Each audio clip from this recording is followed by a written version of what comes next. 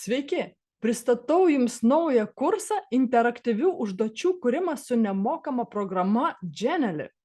Šie mokymai padės Jums išsamei susipažinti su Genially galimybėmis ir įgyti praktinių įgūdžių.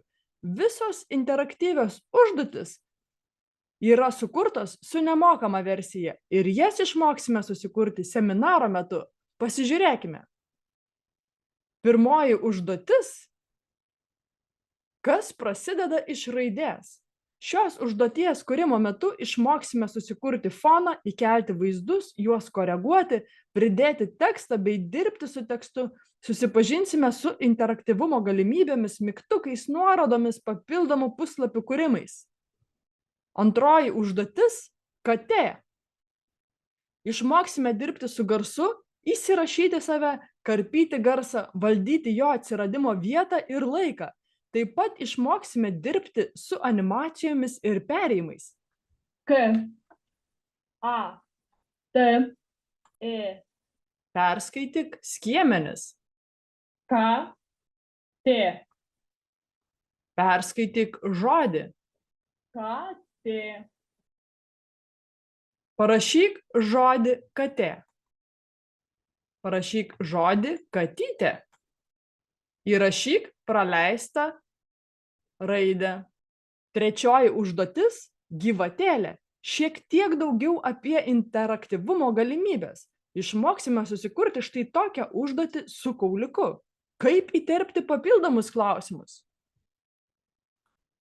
Papildomos užduotis ir triukai. Ketvirtoji užduotis – klausimai, atsakymai.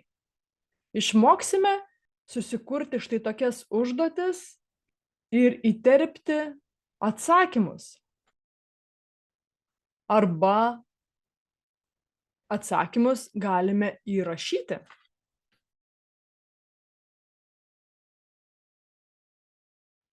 Matysime, kurie atsakymai yra neteisingi. Tikrinkime dar kartą. Taip, dabar viskas teisingai. Penktoji užduotis – ratas.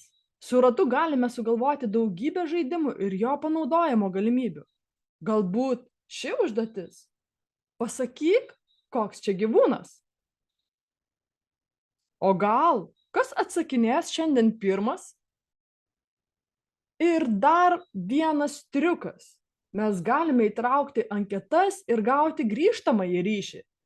Žinoma, kaip visada, mokymo metu sužinosite daugybę patarimų ir triukų.